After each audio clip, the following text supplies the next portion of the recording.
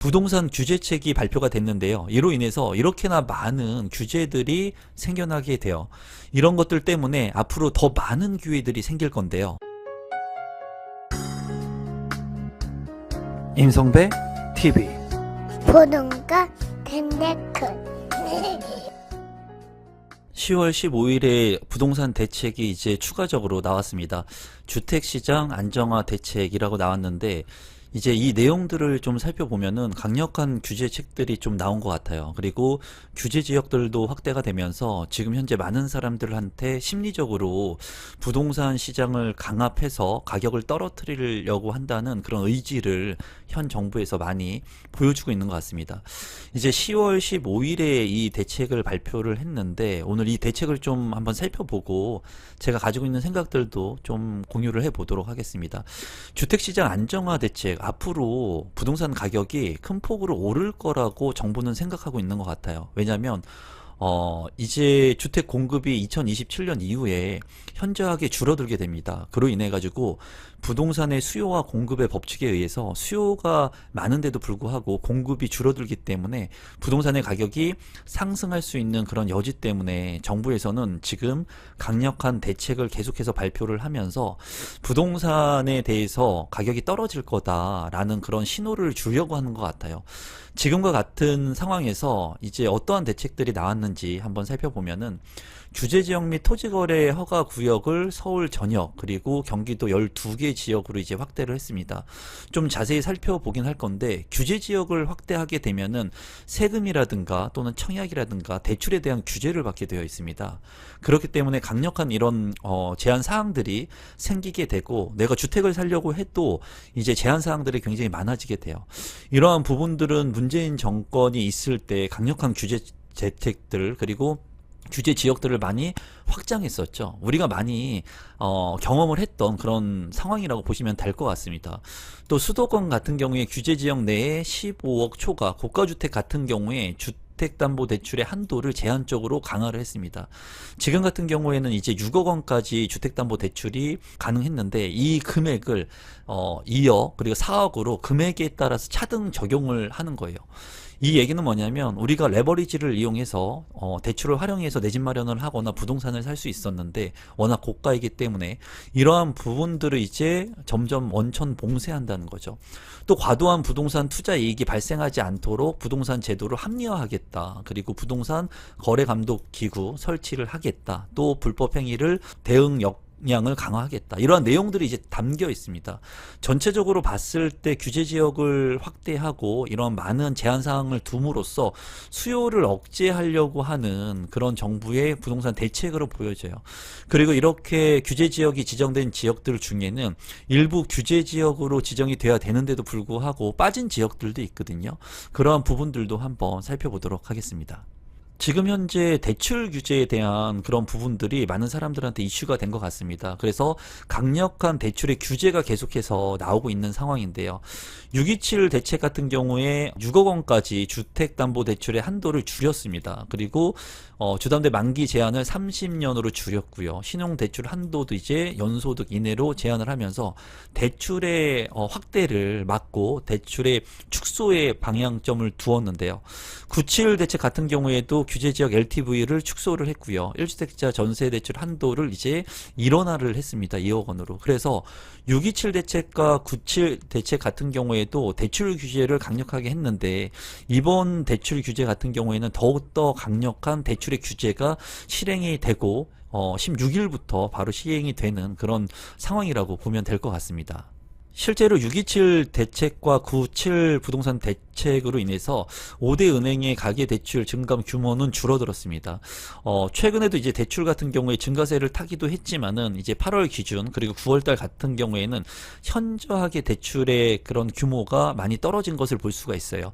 이 대출 규제 같은 경우에는 부동산 대출 규제로 인해 가지고 주담대 가능 규모가 20% 이상 감소를 했다고 합니다. 또한 스트레스 금리 인상 시 대출 한도 변화를 살펴보면은 이러한 금리 규제를 통해 가지고 소득 5천만 원의 차주의 금리 대출 같은 경우에 한도 감소분이 4,300만 원 줄었고요. 1억 원 차주 같은 경우에는 이제 8,600만 원까지 줄었다고 해요. 대출의 규제가 점점 더 많이 줄어들고 있는 시점으로 지금 변화하고 있는 것 같습니다. 이런 상황 속에서 주택담보대출 한도를 차등 적용하면서 10월 15일에 부동산 대책 같은 경우에는 더욱더 대출이 줄어들었습니다. 이제 현행 같은 경우에는 627 대책 발표 이후에 6억 원까지 대출이 가능했어요. 그래서 6억 원까지 대출을 활용해서 주담대를 활용해서 주택을 살 수가 있었는데 변경이 되면서 10월 15일에 이제 그 정책이 발표가 됐고 10월 16일 바로 이제 적용이 되는데 15억 원 이하의 주택 같은 경우에는 종전과 똑같이 6억 원까지 대출이 가능합니다. 하지만은 15억 원 초과 그리고 25억 원 이하의 주택 같은 경우에는 4억 원으로 2억 원 더 한도가 줄었고요. 25억 초과주택 같은 경우에는 2억 원으로 거의 이제 내 자금, 본인의 자본을 거의 들여가지고 주택을 사야 되는 레버리지를 이용할 수 없는 그런 상황까지 직면을 했습니다. 이 부분 같은 경우에는 이제 우리가 주택 같은 경우에 부동산의 가격이 많이 올랐고 아파트의 가격이 많이 올랐기 때문에 이런 주담대 또는 레버리지를 이용해서 내 집 마련을 할 수가 있었습니다. 그런데 이런 부분들을 이제 차단을 하면서 실제로 현금 보유, 현금을 많이 확보한 사람만이 고가 주택들을 살 수가 있다는 거예요.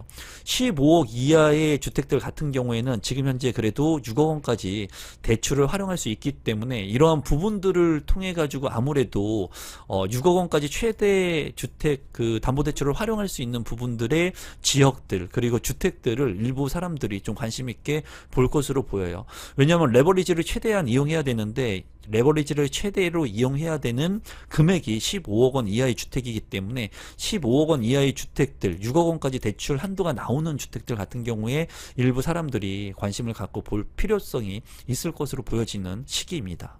그리고 규제 지역이 확대가 됐는데요. 이 규제 지역 같은 경우에는 추후에 거래량이 감소하고요. 또 가격이 둔화될 것으로 예상이 됩니다. 이러한 지역들 중에는 규제 지역으로 묶여야 되는데 규제 지역으로 묶이지 않는 지역들도 있어요. 그런 곳들 같은 경우에는 관심을 갖고 보시면 좋을 것 같은데 이제 규제 지역이었던 서울 4구, 이제 강남구, 서초구, 송파구, 용산구가 있었죠. 이 외에 개선이 된 사항들을 보면은 서울의 25개구 전역이 이제 규제 지역으로 묶였습니다. 또 경기도 같은 경우에는 12개 지역이 묶였는데 이제 과천, 광명, 수원, 영통구, 장안구, 팔달구, 성남시 분당구, 수정구, 중원구, 그리고 안양시 동안구, 용인시 수지구, 의왕시, 하남시가 이렇게 규제 지역으로 묶이게 됐습니다. 토지거래 허가 구역 같은 경우에도 서울 전역과 경기도 12개 지역이 묶이게 됐어요. 이런 지역들을 이제 지도로 한번 살펴보면서 어떤 지역들이 그래도 비규제 지역들 중에 관심을 갖고 봐야 되는지 한번 살펴보도록 하겠습니다. 지도를 한번 보면서 살펴보면은 규제 지역으로 이제 묶인 지역들이 상당히 많습니다. 상당히 많이 이렇게 묶인 것을 볼 수가 있고 서울 같은 경우에는 다 묶였고요. 경기도 같은 경우에 이제 12개 지역이 묶이게 됐는데 여기에서 보면은 이제 구리라든가 남양주 같은 경우에도 별내신도시, 다산신도시 같은 경우에는 입지가 나쁘지 않습니다. 그런 곳 같은 경우에는 눈여겨볼 필요성이 있어 보이고요. 그리고 부천이라든가 고양시 그리고 안양, 만안구, 군포 같은 경우에도 1기 신도시가 있었던 곳들 중에도 묶이지 않은 곳들이 있습니다. 또 이제 동탄 같은 경우에도 묶이지 않았기 때문에 그러한 곳들의 풍선 효과가 일부 예상이 되기도 합니다. 이 지역들 같은 경우에는 규제 지역으로 묶이면서 청약이라든가 대출 그리고 세금에 대한 규제를 받거든요. 그러한 부분들도 한번 간단히 살펴보도록 하겠습니다. 규제 지역으로 지정된 효과를 한번 살펴보면은 이제 대출 같은 경우에 LTV 무주택 같은 경우에는 40%로 줄어들었습니다. 이제 70%까지 가능했는데 40%로 줄어들고 전세 대출 같은 경우에도 1주택자 대출 한도가 이제 2억 원 그리고 전세 대출 보증 비율이 80% 조건부 전세 대출을 이제 금지를 하고요. 세제 같은 경우에는 다주택자 취득세 중과가 됩니다. 그래서 2주택자 같은 경우에 8%, 3주택자 같은 경우에 12%. 이제 문재인 정권 때도 이러한 세제에 대한 부분들 우리가 앞서서 경험을 했던 그런 부분이고요. 다주택자 양도소득세 중과하고 장기보유 특별공제가 전면 배제가 됩니다. 그래서 세금에 대한 혜택을 볼 수 없는 그런 부분들이 많이 발생을 하고요. 양도세 1세대 1주택 비과세 요건도 강화를 하죠. 그래서 2년 실거주를 해야지 비과세를 받을 수가 있습니다. 전매 같은 경우에 수도권 3년, 지방 1년의 전매 제한을 받게 되고요. 청약 같은 경우에도 재당첨 제한 7년, 그리고 재당첨 제한 10년으로 투기과열지구 같은 경우에는 제한이 됩니다.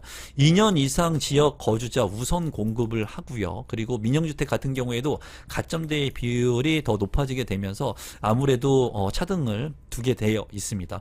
정비사업 같은 경우에도 재건축 조합원당 주택 공급수가 1주택으로 제한되니까 여러분들께서 참고하시면 될 것 같아요.